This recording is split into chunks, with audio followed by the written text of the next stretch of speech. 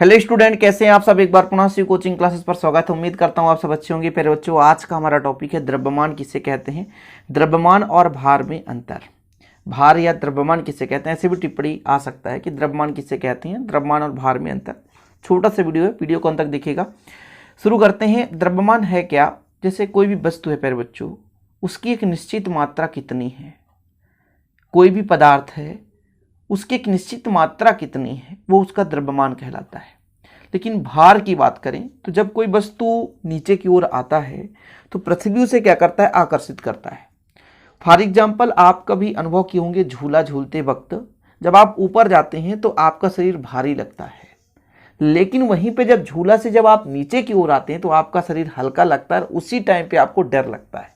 कभी आप आभास करना, झूला होता है ना, बड़ा वाला झूला, मेला भी आप लोग गए होंगे, मेला कभी झूला झूलते हैं जब, तो झूला में जब ऊपर की ओर व्यक्ति जाता है तो भार आभास होता है। क्यों? क्योंकि हम ऊपर की ओर जा रहे हैं, पृथ्वी नीचे की ओर खींच रहा, तो एक दूसरे के विपरीत कार्य कर रहे हैं, तो हमको थोड़ा सा वजन वजन शरीर लगता है। लेकिन वहीं पे जब नीचे की ओर आते हैं तो पृथ्वी वस्तु को खींच रहा होता है और हमको भी खींचता है।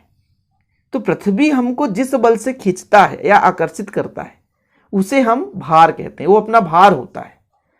यानी द्रव्यमान एक निश्चित मात्रा है, समाहित पदार्थ की मात्रा, क्वांटिटी है। लेकिन भार क्या है, एक प्रकार का फिर बच्चों कि कोई व्यक्ति है, उसे पृथ्वी जितने बल से अपनी ओर आकर्षित करेगा तो प्यारे बच्चों उस बल को हम क्या बोलते हैं, भार। जितने बल से आकर्षित करेगा उसे क्या बोलते हैं, भार कहेंगे।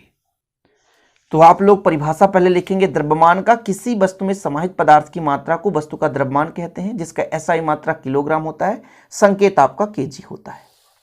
भार की यदि बात करें तो किसी वस्तु को पृथ्वी अपने केंद्र की ओर जितने बल से आकर्षित करता है उसे क्या बोलते हैं, भार, जो कि W बराबर mg के बराबर होता है। W बराबर mg द्रव्यमान गुणे वेग के बराबर होता है। ओके, अब यहां पर हम बात कर लेते हैं द्रव्यमान और भार में डिफरेंस क्या है। ये क्वेश्चन अक्सर पूछा जाता है और ये आपके 11th क्लास में नहीं, 9th क्लास का बच्चा भी इसे देख सकता है।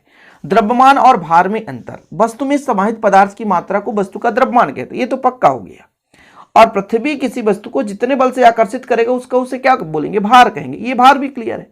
भार क्या होता है, WF बराबर mg, बल ही है एक प्रकार का, या W बराबर mg लिख सकते हो।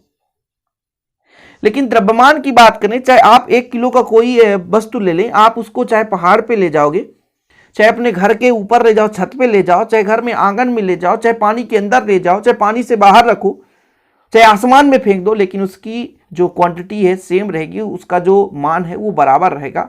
लेकिन भार मैंने कहा ना, जब आप ऊपर की ओर रहे तो आपका भार लगता है प्यारे बच्चों, क्या है, वजन सा आभास होता है।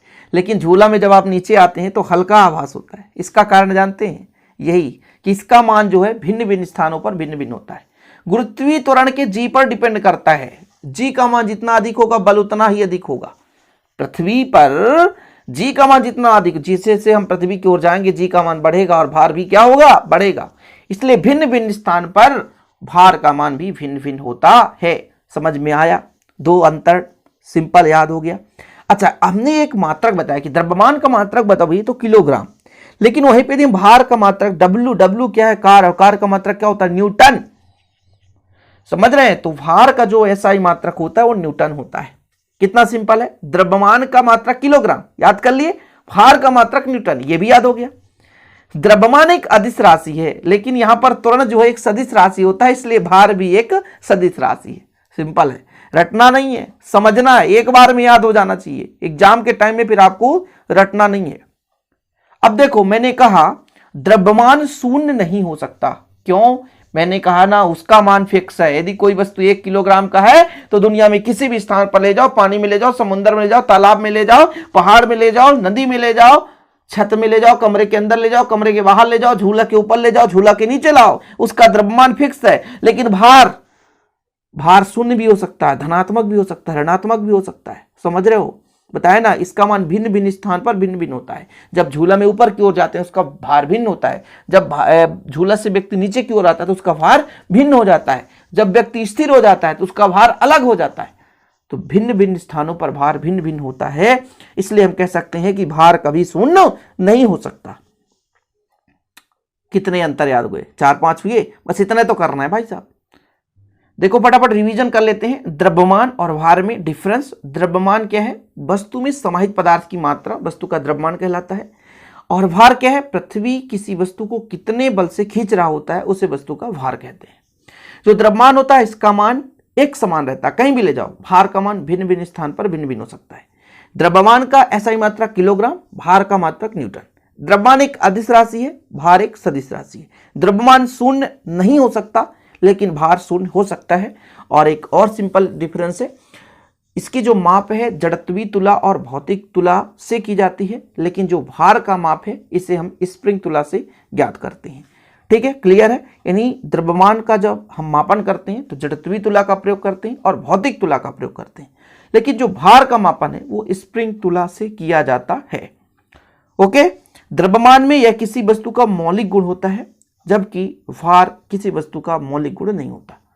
सिंपल है। 5 डिफरेंस आप तैयार कर लो और वीडियो पसंद आए तो लाइक कर दो, शेयर कर दो। मिलते हैं अगली वीडियो के साथ। जय हिंद, वंदे मातरम।